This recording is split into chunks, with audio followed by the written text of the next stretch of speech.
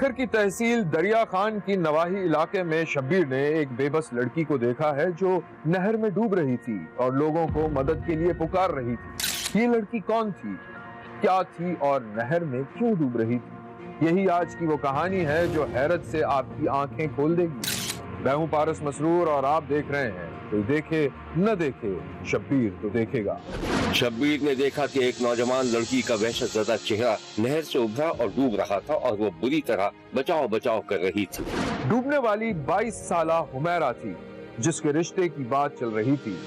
हुमैरा के डूबने की खबर मिलते ही हुमैरा के माँ बाप पर कयामत गुजर गई। शब्बीर ने देखा कि हुमैरा की माँ अपने शौहर का गिरेबान पकड़े दुहाइयां दे रही थी। अब तो बोलो ना, कहाँ है मेरी बेटी हुमैरा? बोलते क्यों नहीं हो? क्यों नहीं जवाब दे रहे? मेरी बेटी बताओ, बताओ कहाँ है मेरी बेटी? बोलते क्यों नहीं हो? कहाँ करके आए हो उसे? तुम ही बताओ कहाँ है? क्यों नहीं बोल रहे हो तुम? मैं कुछ पूछ रही हूँ, अख्तर कहाँ है मेरी बेटी? मुझे मेरी बेटी लाके दो, मेरी बेटी लाके दो। क्या हुआ? मेरी बेटी कहाँ है हुमैरा? तुम बताओ कहाँ? सही से बता दो। नादिया, सही बता दो। नादिया मेरी बेटी चली गई है। इस दौरान शौहर खामोश खड़ा अपनी बीवी की आहो फरियाद सुनता रहा कि अचानक हुमैरा की माँ बेहोश होकर गिरने ही वाली थी कि बेटे ने आगे बढ़कर माँ को गिरने से बचा लिया। अपना ख्याल करो, अपने आप को संभालो। मेरा भी तो कलेजा देखो ना, मेरा जिगर कट रहा है। बेटी चली गई है, हुमैरा चली गई। कहां से लाऊं मैं हुमैरा को? नादिया, नादिया, नादिया उठो, नादिया, नादिया, नादिया, मैं ख्याल करो नादिया। फिर शब्बीर ने दोनों बाप बेटे को रोते देखा। हुमैरा के बाप ने थाने में बेटी के डूबने की रिपोर्ट दर्ज करवा दी थी। इमदादी टीमें हुमैरा की लाश तलाश कर रही थी लेकिन लाश कहीं दूर बह गई थी। पुलिस को शक था कि लड़की ने खुद पानी में कूदकर खुदकुशी की थी, जबकि बाप का दावा था कि उसकी बेटी रेत पर मोटरसाइकिल फिसलने से नहर में जा गिरी। शब्बीर ने देखा कि एक दिन हुमैरा की माँ उसकी खाला के साथ तहतहे लगाती हुई घर में दाखिल हुई तो हुमैरा का बाप घर में मौजूद था। अरे हाँ, यही तो। आजा आजा, बस सही है। अस्सलाम वालेकुम भाई साहब। हुमैरा के बाप ने बड़े रूखेपन से सलाम का जवाब दिया और तंजिया अंदाज में सवालात शुरू कर दिया। वालेकुम अस्सलाम। चलो, तुम्हारी वजह से इतना तो फायदा हुआ कि मेरी बेगम को भी जमाने की हवा लगने लगी। क्या मतलब? उनका ये मतलब है कि तुम मुझे बिगाड़ रही है भाई साहब? खैर छोड़ो इस बात को। मुझे जरा एक जरूरी काम है, मैं बाहर जा रहा हूँ। तुम दोनों का अगर गपशप से फुर्सत मिल जाए तो मेरा को डॉक्टर के पास ले जाना। कह रही थी कि तबीयत सही नहीं है उसकी। जो हुक्म आपका, ले जाऊंगी। भाई साहब, इतनी जल्दीकटी क्यों सुना रहे हैं? मेरा आना क्या आपको अच्छा नहीं लगा? हमारे अच्छे और बुरे लगने से क्या फायदा? कौन सी हमारी इस घर में चलती है। अरे छोड़ो तुम दिन की बातों, आप जाएं जहाँ जाना है। मैं आपकी बेटी को ले जाऊंगी डॉक्टर के पास। हाँ हाँ, वो मेरी ही बेटी है और मैं ही उसका बाप। हुमैरा का बाप नाक भाव चढ़ाता हुआ चला गया। बाजी, मुझे नहीं लगता कि भाई साहब फैसल और हुमैरा की शादी करेंगे। अरे तुम क्यों परेशान होती हो? मैं मौका देख के बात कर लूंगी। तुम्हें पता तो है वो पल में माशा पल में तोला है। तो उनको बताओ ना कि वो दोनों एक दूसरे को पसंद करते हैं। मैं कर लूंगी बात, तुम बेफिक्र रहो। मुझे तो बहुत गड़बड़ लग रही है। फैसल तो दीवाना हुआ जा रहा है शादी करने के लिए। अच्छा, ये मेरी कमीज है, सही कर देना इसकी आस्तीन है। मुझे कल पहननी है ये शादी में। ठीक, मैं चलती हूँ। हाँ, ये हुमैरा भी पता नहीं कहाँ रह गई है। हुमैरा, हुमैरा। जी अम्मी आई। सलाम खाला। वालेकुम अस्सलाम। क्या हुआ, जा रही है क्या? हाँ बेटा, काफी देर हो गई आए हुए, चलती हूँ। अरे बैठिए खाला, मैं चाय बनाती हूँ। क्या हुआ खाला, आपका मूड क्यों होता है? अब्बू ने कुछ बोला क्या? वही तुम्हारे अब्बू की आदत, जली कटी सुना के चलेगी। अरे अब आप अब्बू की फिक्र ना किया करे, वो तो ऐसे ही हैं। उनके दिल में जो आता है वो बोल देते हैं। हाँ बेटा, तुम परेशान मत हो, वो हमारा आपस का मामला है। अच्छा बाजी, चलती हूँ। बेटा दरवाजा बंद कर ले। हुमैरा की खाला चली गई तो हुमैरा अपनी माँ का हाथ थाम कर बैठ गई। अम्मी, आपने अब्बू से बात की? क्या कह रहे थे अब्बू? बच्चे मैं बात कर लूंगी, मौका महल देख के। तुम्हें पता तो है वो एक ही बात पर अड़े, नहीं करनी, हरगिज नहीं करनी। मैं तो सोच सोच के परेशान हो गई कि तुम्हारी खाला क्या सोचती होंगी मेरे बारे में। अम्मी, आप अब्बू को बता दीजिएगा कि अगर उन्होंने मेरी वहाँ शादी नहीं की तो मैं दरिया में कूद के जान दे दूंगी। नहीं मेरा बेटा, ये कैसी बातें कर रही हो? मरे तुम्हारे दुश्मन। मैंने कहा ना, मैं तुम्हारे अब्बू से बात करूंगी, सब ठीक हो जाएगा। हाँ नहीं तो। हुमैरा गुस्से में चली गई। यहाँ लेते हैं एक छोटा सा ब्रेक। कहीं जाइएगा नहीं, हमारे साथ रहिएगा, क्योंकि कोई देखे न देखे, शब्बीर तो देखेगा।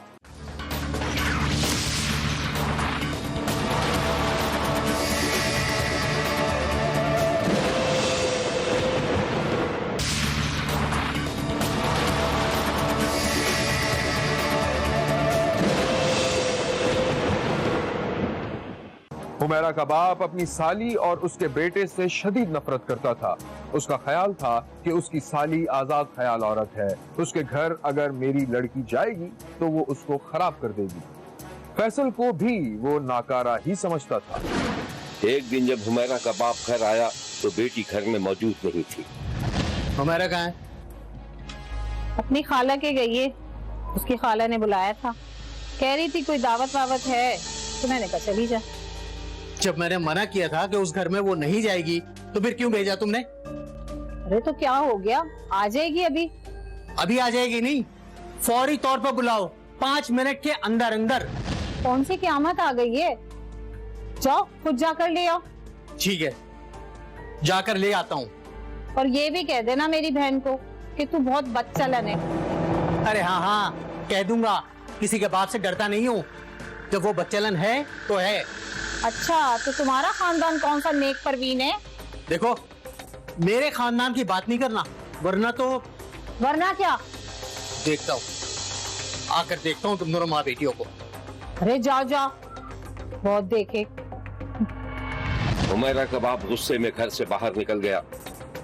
वो अपनी साली के घर जा रहा था। गली के मोड़ पर उसने देखा कि एक दुकान पर उसकी बेटी अपने कजन फैसल के साथ मौजूद थी और अपने गुस्से पर काबू पाने की कोशिश करने लगा, क्योंकि इधर उधर काफी लोग थे। हुमैरा, क्या कर रही हो यहाँ पे तुम? अब्बू, वो खाला ने कुछ सामान मंगवाया था, बस वही लेने आई थी। आप कब आए? फैसल अब्बू। अस्सलाम वालेकुम। गाड़ी में बैठो तुम। फैसल, मैं अब्बू के साथ जा रही हूँ, खाला को बता देना। अरे इतनी भी क्या जल्दी है, खालू घर तो चले। तुम बेटा इतने बड़े हो गए हो तो मेरी बेटी को लेकर इस तरह बाजारों में घूम रहे हो? आइंदा नहीं देखूं मैं ऐसी हरकत। बैठो गाड़ी में तुम। हुमैरा का बाप बेटी को बिठाकर ले गया और फैसल का मुंह खुला का खुला रह गया।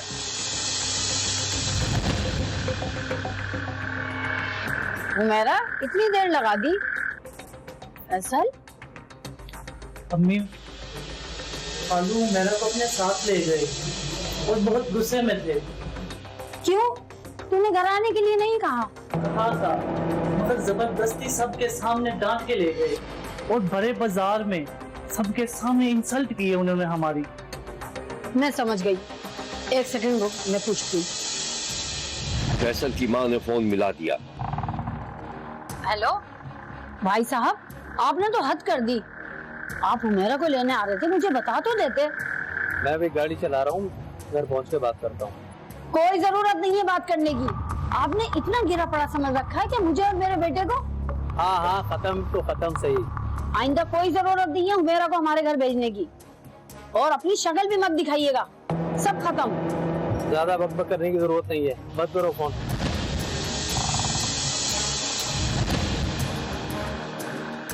हुमैरा जल्दी से अंदर चली गई और माँ से लिपट कर रोने लगी।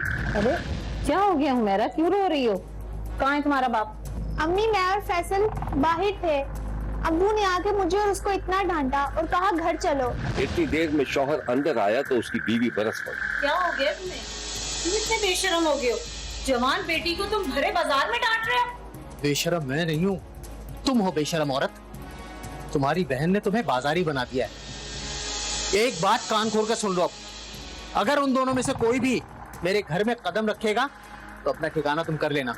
आई समझ में? किसी के बाप में भी इतनी हिम्मत नहीं है कि मुझे और मेरी बहन को अलग कर दे। खून का रिश्ता है मेरा उससे। तुम्हारा तो दिमाग खराब हो गया है। चल हुमैरा अंदर। माँ अपनी बेटी को खींचती हुई एक कमरे में ले गई और अंदर से कुंडी लगा ली। बाहर हुमैरा का बाप बड़बड़ा रहा था। अब्दुल्ला, अब्दुल्ला! हुमैरा का छोटा भाई बाप की आवाज सुनकर उसके पास आ गया। वो सहमा हुआ था। जी वो अब्दुल्ला, तुम्हें पता है इस घर में क्या हो रहा है? क्या गुल खिलाए जा रहे हैं? क्या हुआ अब्बू? तुम्हारी बहन फैसल के साथ घूमती फिर रही है बाजारों में, और तुम पूछ रहे हो क्या हुआ?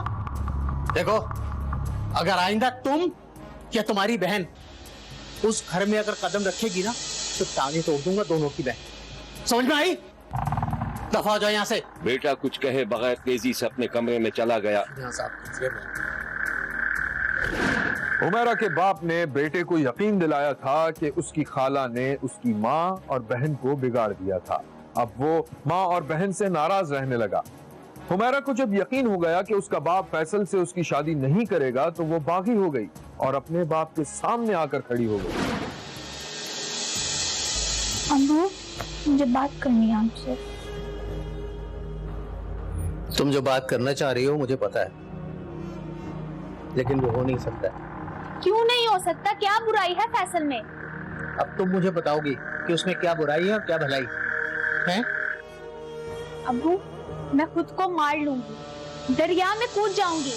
जब हुमैरा के बाप को एहसास हुआ कि उसकी बेटी कुछ भी कर सकती है तो वो नर्म पड़ गया।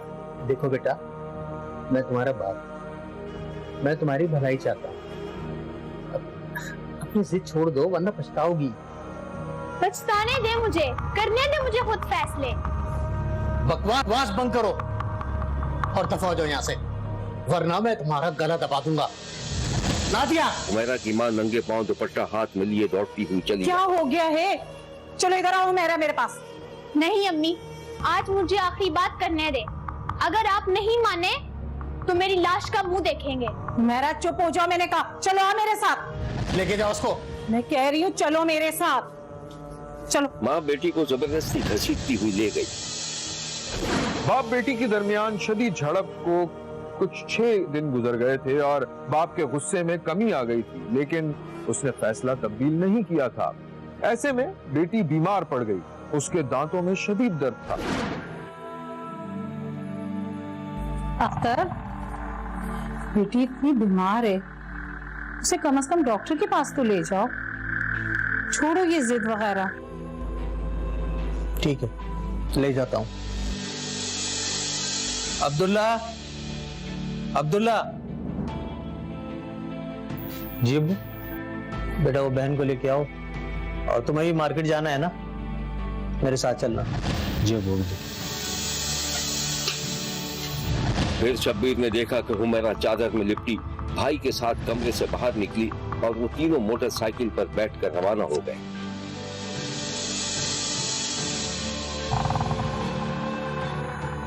बाप बेटी का हाथ पकड़कर उसे नहर के किनारे ले गया। बेटी ने बाप की आंखों में झांका और वो खौफजदा हो गई। बाप से हाथ छुड़ाने लगी। उस्मान, अब भाई, पकड़ो उसको। भाई छोड़े मुझे, नहीं जाना मुझे। हुमैरा कमजोर थी, बाप से हाथ न छुड़ा सकी। बाप ने बेटे की मदद से बेटी को नहर में धक्का दे दिया और वहां से फरार हो गए। बेटी भाई भाई, अब्बू अब्बू, अम्मी अम्मी बचाओ बचाओ करती रही, लेकिन नहर उसे बहा कर ले गई। हुमैरा की लाश मिली तो घर में कोहराम मच गया। हुमैरा का बाप और भाई कत्ल के इल्जाम में पकड़े गए थे। दर्दनाक वाक़या है जिसमें सगे बाप ने अपनी बेटी को अपनी पसंद की शादी, और वो भी एक बकायदा जो हमारी इतला के मुताबिक के खानदानी रिश्ता था, और उसमें उन्होंने बकायदा प्रपोजल भेजा था, लेकिन बाप को शायद किसी बात पे एतराज था, और उसमें एक जो कानूनी शरई हक है बच्चियों का कि उनको अपनी मर्जी से हमारे नबी पाक सल्लल्लाहु अलैहि वसल्लम और अल्लाह पाक की तरफ से एक हक तस्वीर किया गया, उसकी ना सिर्फ शरई की बल्कि उस को उस रंज की वजह से और उस गुस्से की वजह से न सिर्फ बच्ची का कानूनी हक से महरूम किया बल्कि उसको अपनी जान से हाथ धोने पड़े। तो इस सारे वाक़े को एक एक्सीडेंट का रुख देकर बच्ची को उसकी पसंद की शादी की सजा की ख्वाहिश का इजहार की सजा देने के लिए इस वाक़े को जो है वो किया गया। और इसमें अभी जो मुलज़म है अख्तर हुसैन बाप और जो उसका बेटा फरहान है, क्योंकि ये दोनों हम मशवरा हो गए, इन्होंने ये काम किया। अगर बच्चा चाहता तो वो अपनी बहन को बचा सकता था, तो ये दोनों हमारी हिरासत में है। ये थी वो दर्दनाक कहानी जो शब्बीर ने तहसील दरिया खां के नवाही इलाके 6 TDA में देखी थी। पसंद की शादी की ख्वाहिश ने एक बेटी के लिए बाप को कातिल बना दिया था। देखते रहिए, क्योंकि कोई देखे न देखे, शब्बीर तो देखेगा।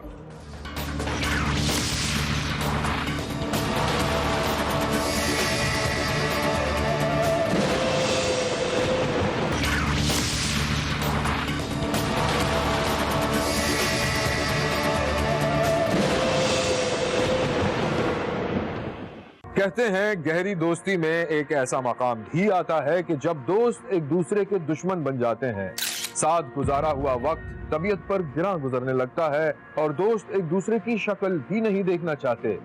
ऐसा ही कुछ लाहौर में भी हुआ। मैं हूं पारस मसरूर और आप देख रहे हैं कोई देखे न देखे, शब्बीर तो देखेगा। शब्बीर ने देखा कि एक दफ्तर की मेज पर अब्दुल्ला का फोन बजे जा रहा था। अब्दुल्ला कुर्सी पर मौजूद नहीं था, फिर वो सामने से आता हुआ दिखाई दिया।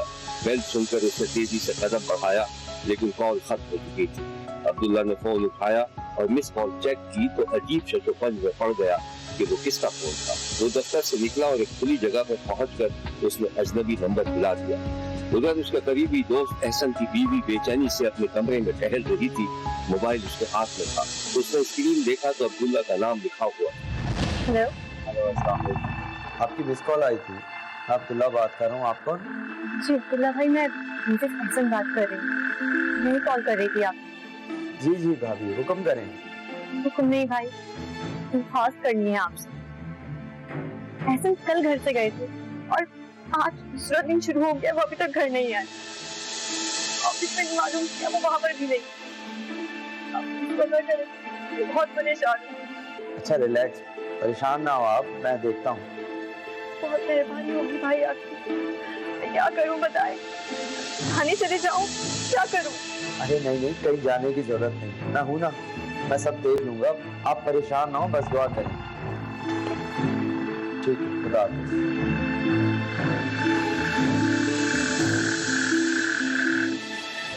एहसन बैंक में मुलाजिम था, माकूल तनख्वाह थी, 2 साल पहले शादी हुई थी, एक 6 माह की बच्ची का बाप भी था और अब्दुल्ला का गहरा दोस्त भी था। इसीलिए एहसन की बीवी ने अब्दुल्ला से राब्ता किया। शब्बीर ने देखा कि अब्दुल्ला उसके घर में मौजूद था। सामने ही एहसन की बीवी सर पर आंचल डाले सर झुकाए बैठी थी। एहसन तसल्ली देकर घर से बाहर निकला और अपनी कार ड्राइव करने लगा। इस दौरान उसे एहसन के साथ गुजरा हुआ वक्त याद आने लगा। शब्बीर ने देखा कि एहसन और अब्दुल्ला दोनों अपने अपने दफातर में थे। दोनों फोन पर एक दूसरे से बात कर रहे थे। भाई कहाँ है, कितना काम करेगा? मैं टी ब्रेक पे जा रहा हूँ, आ जा यार। बस एक सेकंड रुको, बस फाइल दूर करके मैं भी आ रहा हूँ। होटल पहुँच? हाँ जल्दी आ जा, बस ठीक है, आया।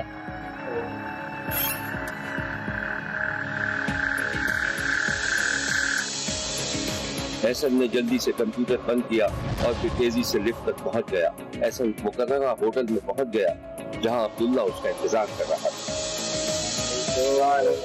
एहसन कैसा है? वही ले आ चाहे। हाँ यार, भाई तो बड़ी प्यारी पहनी है तुम। ये पुरानी है। अच्छा, चल मुझे याद दिलाना, कल आते हुए तेरे लिए एक नई टाई लेके आऊँ। ठीक है, और सुना? बस फर्स्ट क्लास। ये बता, तेरी शादी की तैयारियों को क्या हुआ? यार अगले महीने की डेट फिक्स हुई है। बस दुआ कर।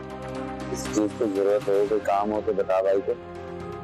यार जरूरत है, कुछ पैसों की जरूरत मुझे शायद पड़े, दूसरे भाई।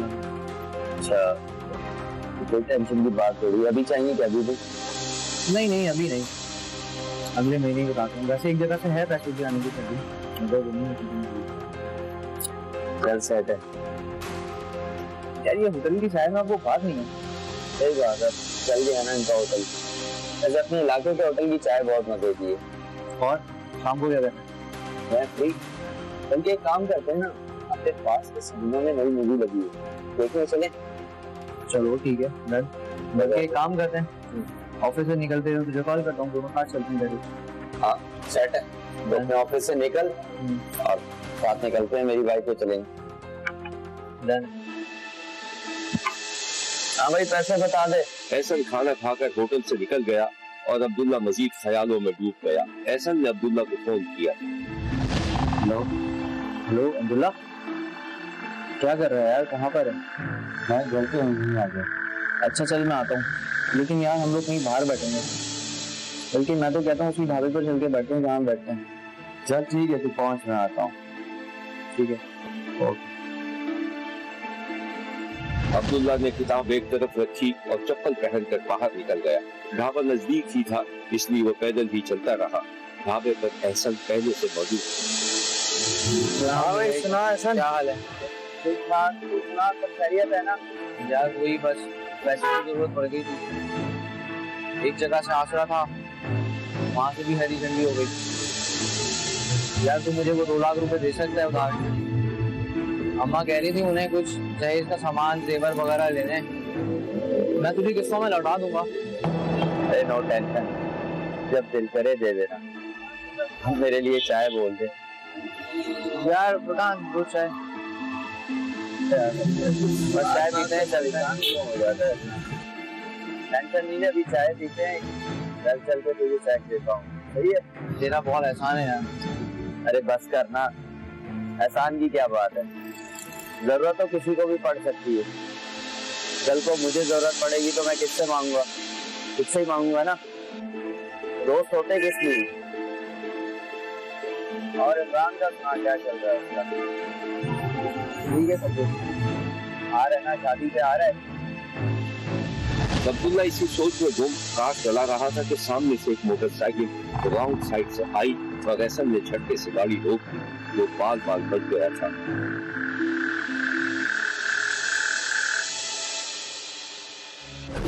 एहसन के घर में शादी का हंगामा था और एहसन अपने दोस्त अब्दुल्ला के साथ घर के बाहर आरामदेह कुर्सियों पर बैठा था।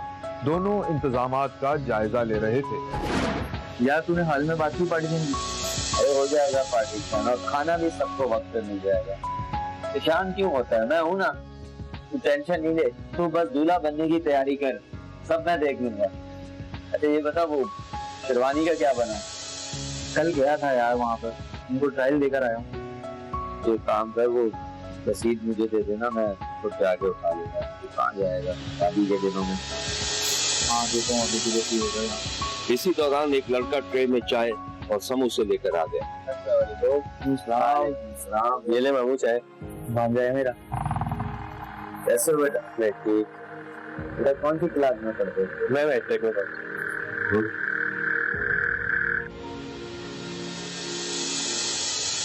यार जबरदस्त चाय तो बड़ी अच्छी बनी। अम्मा के हाथ की। एहसन की शादी हो गई। अब्दुल्ला अपने दोस्त को 2 लाख रुपए देकर तकरीबन भूल गया था। फिर एक दिन अब्दुल्ला को एक इम्तिहान से गुजरना पड़ा, उसकी नौकरी चली गई थी। अब्दुल्ला एक दिन अपने घर पहुंचा तो उसकी माँ खासी परेशान थी। क्या बात है? बेटा 5 माह हो गए, बेटे के पैसे चढ़ गए, तेरे पास नौकरी भी नहीं है, कुछ समझ में नहीं आ रहा क्या करूं। अच्छा आप परेशान ना हो, मैं बात करता हूँ एहसन से। 2 लाख रुपए देने मेरे, कहता हूँ उसे। बेटा जल्दी करो, मेरी माँ की इज्जत का सवाल है। अच्छा आप परेशान ना हो, मैं देखता हूँ कुछ, बस दुआ करो। मेरे बेटे को कहीं रखना। अब्दुल्ला अपने कमरे में गया और उसने एहसन को फोन मिला दिया। कहाँ है यार तू? शादी के बाद तो बिल्कुल बीवी का होके रह गया। अरे नहीं नहीं यार, शादी के बाद तुझे पता है आना जाना, दावतें, बस यही सब लगा हुआ है। तू सुना, कोई दूसरी नौकरी लगी? क्या खास नौकरी मिलेगी? यहाँ दफ्तरों के चक्कर लगा लगा के थक गया हूँ, हालात बहुत बुरे हैं यार। हाँ यार ये तो है। तो तू ही आ जा यार। हाँ आता हूँ यार मैं तेरे पास एक दिन में। अच्छा बात सुन, यार वो मुझे कुछ पैसों का कहा था, हो सकता है क्या? यार पैसों का खास हो सकता है अब्दुल्ला, मैं खुद बिल्कुल खाली पड़ा हूँ। पर तू फिक्र मत कर, मैं एक दो दिन में कुछ करता हूँ, तू परेशान मत हो। कर भाई, यहाँ अम्मी को कमेटी देनी है, मुझे 2 दिन का वक्त दे, मैं कुछ करता हूँ पैसे करने के, तुझे देता हूँ, 2 दिन में चक्कर लगाता हूँ तेरे पास। अच्छा ठीक है, आ जाना, रखता हूँ, खुदा हाफिज़। अब्दुल्ला की मायूसी बढ़ गई थी। वो अपनी कुर्सी में धंस कर बैठ गया था और माथे से पसीना पोंछने लगा। रकम की वापसी के मुतालबे पर एहसन ने अपने दोस्त से मिलना जुलना कम कर दिया था, जिस पर अब्दुल्ला की नाराजगी और गुस्सा बढ़ता जा रहा था। एक दिन अब्दुल्ला ने एहसन को फोन किया। यार एहसन, तुझसे ये उम्मीद नहीं थी, अब तो तू मेरा फोन भी नहीं उठाता है। नहीं यार, ऐसी कोई बात नहीं है, बस थोड़ा सा मसरूफ था, आज भी पिंडी आया था। अच्छा, वापस कब आएगा? कल तक आ जाऊंगा इंशाल्लाह। अच्छा सुन, वो तुझसे एक रिक्वेस्ट की थी, याद है ना? याद है यार, बस इंशाल्लाह ताला आकर तेरा काम करता हूँ, बेफिक्र हो जा। अच्छा बात सुन,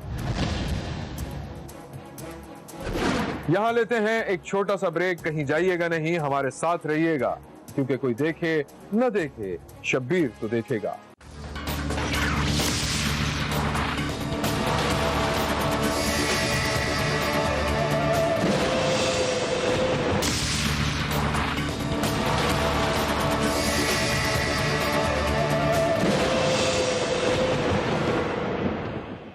एहसन ने कॉल काटी तो अब्दुल्ला को अंदाजा हो गया कि उसका दोस्त उससे बहाने कर रहा था और पैसे न होने का रोना रो रहा था। वो समझ गया कि एहसन वहीं लाहौर में है। शब्बीर ने देखा कि दूसरे दिन जब अब्दुल्ला एहसन के घर पहुंचा तो बाहर गाड़ियां खड़ी थी और किसी तकरीब का समा था। अब्दुल्ला ने एक बच्चे से पूछ लिया, बेटा ये क्या हो रहा है? यार भाई इधर हो गई। अच्छा जरा एहसन को बुलाना। चलो बुला देता हूँ।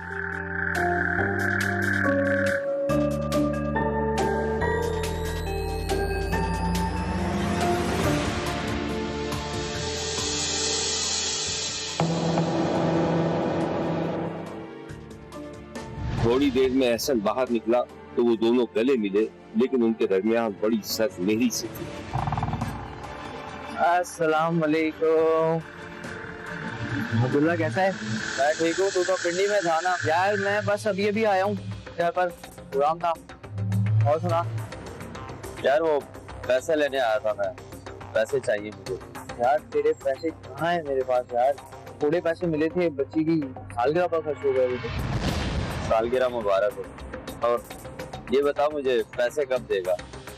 मुझे 1 हफ्ते का वक्त दे, मैं तेरे पैसे अरेंज करता हूँ, बेफिक्र हो जा, मैं तेरे पैसे दिलवाता हूँ। चल चलता हूँ। अरे कहीं नहीं, खाना खाकर जाना ना? अरे नहीं, मुझे जाना है। अब्दुल्ला सरमेहरी से हाथ मिलाकर चला गया। अब्दुल्ला को यकीन हो गया था कि एहसन पैसे नहीं देगा।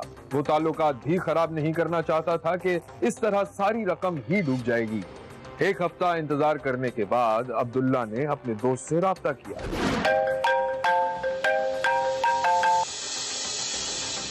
हेलो एहसन, मैं आखिरी बार कह रहा हूँ, मुझे पैसे दे दे। यार दे दूंगा, मैंने कब मना किया तुझे पैसे का? देख मैं अब दोबारा फोन नहीं करूंगा, मुझे एक वक्त बता दे कब देगा। परसों दूंगा। चल ठीक है, खुदा हाफिज।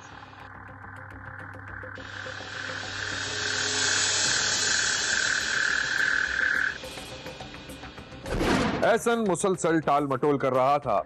अब्दुल्ला का फोन भी उठाना बंद कर दिया। फिर एक दिन अब्दुल्ला ने किसी तरह अपने दोस्त से नाराजगी खत्म करके उसे खाने की दावत पर बुला लिया। शुक्र है यार एहसन, तूने मेरा फोन तो उठाया, मैं उस दिन बहुत परेशान था, इसलिए तुझसे नाराज हो गया। अच्छा तू आराम से मेरे पैसे दे देना जब तेरे पास है, अब मेरी परेशानी दूर हो गई है। यार अब्दुल्ला, मैं खुद बहुत शर्मिंदा हूँ कि तेरे मुश्किल वक्त में काम नहीं आ सका, और तू बेफिक्र है। अरे तू टेंशन नहीं ले, चल आजा बिरयानी खाते हैं, आज की दावत मेरी तरफ से। कब? अरे अभी आजा। यार क्यों शर्मिंदा कर रहा है मुझे? अरे शर्मिंदगी क्या बात है, दोस्त हैं हम लोग। चल आजा, अल्लाह वालेकुम, आजा। चल आता हूँ। एहसन अपने दोस्त अब्दुल्ला की दावत पर उसके पास पहुंच गया, लेकिन कई दिन तक घर वापस नहीं आया, जिस पर एहसन के घर में तशवीश की लहर दौड़ गई थी। अब्दुल्ला खुद एहसन के घर वालों के साथ अपने दोस्त को तलाश कर रहा था। शब्बीर ने देखा कि एहसन का छोटा भाई परेशानी के आलम में अपनी भाभी के पास आया हुआ था। हेलो जी जी जी भाभी कोई बात करना चाहती हूँ। हेलो, एहसन हमारे पास है, फौरी तौर पर 1 लाख रुपए का बंदोबस्त कर ले, वरना लाश मिल जाएगी। नहीं नहीं नहीं नहीं, आप ऐसा नहीं कर सकते। आप बताएं, आप रकम कहाँ भेजनी है? हम भेज दे। भेज दो, हमारे SMS का इंतजार करो। ठीक है। एहसन के घर वालों ने 1 लाख रुपए भेज दिए थे, लेकिन एहसन घर वापस नहीं आ सका। रकम वसूल करने के बाद एहसन के सर में गोली मारकर उसे कत्ल कर दिया गया था। कातिल और कोई नहीं था बल्कि एहसन का जिगरी यार, जिसने अपनी डूबी हुई कर्ज की रकम वसूल करने के लिए सफाक रास्ता इख्तियार किया था। फोन कॉल की मदद से कातिल पकड़ा गया। सलीम महमूद मलिक मेरा नाम है जी। एहसन सलीम मेरा बड़ा बेटा और छोटा बेटा मेरा वैस सलीम, 2 मेरे बेटे। मेरे बेटे को एहसन सलीम को, जो कि बैंक ऑफ पंजाब में ऑफिसर ग्रेड 2 की जॉब कर रहा था, उसको एक मेरे दोस्त नुमा भेड़िया ने उसके अगवा करके उसको शहीद किया और बड़ी बेदर्दी से शहीद किया मेरे बेटे को। उसके सर में उसने गोली मारी। उसने पहले किडनैप किया उसको, उसके बाद उसने जिस जगह ले जाना था वहाँ ले जाके उसने मेरे बच्चे से मैसेज करवाना शुरू किए पैसों के लिए, पैसों की डिमांड कर रहा था। और उसके बदले में फिर मेरे छोटे बेटे ने मेरे बेटे के ऊपर 50,000 रुपया भेजा। उसके बाद मजीद उसने अपने पैसों के लिए डिमांड शुरू कर दी कि और पैसे चाहिए, कितने पैसे हैं आपके घर में। इसी तरह वो पैसों की डिमांड करता चला गया और आखिर में 11 साढ़े 11 बजे की मैसेजिंग बंद हो गई और मुझे फिर हम सारे ख़ानदान को बहुत ज़्यादा परेशानी लाक हुई। फिर हमने पुलिस को इन्वॉल्व किया। पुलिस ने बड़ा एक्टिवली रोल अदा किया, बड़े अच्छे तरीके से हमारे साथ ताउन किया उन्होंने। फिर सुबह तक 11-12 बजे तक मेन मरकज़ी जो मुजरम है वो गिरफ्तार हो चुका था। तो इस सिलसिले में मोहतरमा मरियम नवाज शरीफ साहबा से रिक्वेस्ट करूँगा कि मुझे मरियम साहिबा इंसाफ चाहिए, मुझे मरियम नवाज शरीफ साहिबा इंसाफ चाहिए। मैं जानता हूँ वो बहुत अच्छा परफॉर्म कर रही है पंजाब में। ये हुआ कि मैं ना उसको इधर ले आया, इधर पुलिस वगैरह बैठी थी अंदर, उसको नहीं पता था। आप किसकी बात कर रहे हैं? जो मरकजी मुल्ज़िम आप कह रहे हैं? हाँ जी जी जी, वो ना जब मैं सर ले आया हूँ अंदर, पुलिस वाले ने कहा जी 10 मिनट दे दे, लहदा कमरे में। उन्होंने कमरा हमने दे दिया खोल के, फिर वो उसने बाहर निकाला उसको, वो मेरे पास आ गया।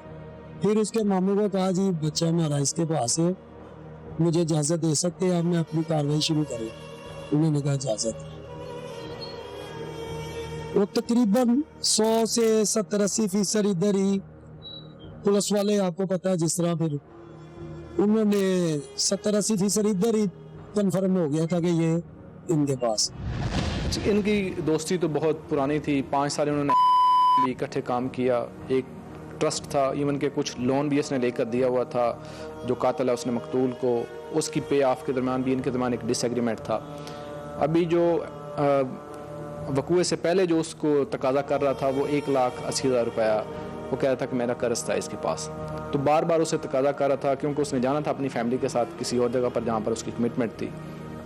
प्रॉब्ली कसूर के किसी एरिया में शादी का उसके इवेंट अटेंड करने जाना था, लेकिन चूंकि उसके पास पैसे नहीं थे तो उस दौरान ही ये हीटअप हुआ मामला और उस दौरान उसने फायरिंग करके इसको कत्ल किया। बॉडी जब इसमें प्रॉब्ली मर्डर हुआ है वाशिंग के किसी एरिया के अंदर, तो बॉडी गाड़ी के अंदर ही थी, उसने ले डाउन किया ऐसी गाड़ी की जो सीट है उसको नीचे करके। उसके बाद ये मुख्तलिफ लाहौर के एरियाज में लेकर उसको जाता रहा ताकि ना इंप्रेशन ये दे कि जी ये किसी एक जगह पर इंसिडेंट नहीं हुआ। फिर ये हरबंसपुरा के करीब आगे एक नाल के साथ इसने बॉडी को उसके अंदर फेंक दिया कनाल, तो पानी के फ्लो की वजह से वो हरबंसपुरा ब्रिज की तरफ आकर वो फ्लोट करना स्टार्ट हुआ। जिस जगह से इसने बॉडी को फेंका वहाँ पे कोई कैमरास लगे हुए थे कि नहीं? जब मैं वो तो रात का एक हुआ था, उस वक्त तो बहुत लेट एट नाइट इसने ये सारी की सारी अटेम्प्ट की है। लेकिन जब ये भेजा है इसने तो उस दौरान ये चीज़ें, जब उसको फेंका गया है तो जब वो फ्लोट करके आगे आई है तो उस दौरान चीज़ें बिल्कुल हमारे सामने आ गई है। और सुबह 7:15 के करीब की एक 15 की कॉल भी थी जिसमें हरबंसपुरा पुलिस रिस्पॉन्ड भी किया कि एक नामालूम डेड बॉडी जो है ना वो पानी पर तैर रही है, तो उसको लेकर वो आगे मॉस्टरी में सबमिट करवाते हैं। उसके बाद जब हम अपने केस को कनेक्ट करते हैं तो जो इस बकुए के जो सगीर से उनको जाकर वो दिखाते हैं, वो डेड बॉडी जो आइडेंटिफाई हो सेम वही लोग एहसन सलीम का जो मिसिंग पास है। शब्बीर ने लाहौर की वॉटसन कॉलोनी में पेश आने वाले इस वाक़े पर शदीद अफसोस और दुख का इजहार किया है। देखते रहिए, क्योंकि कोई देखे न देखे, शब्बीर तो देखेगा।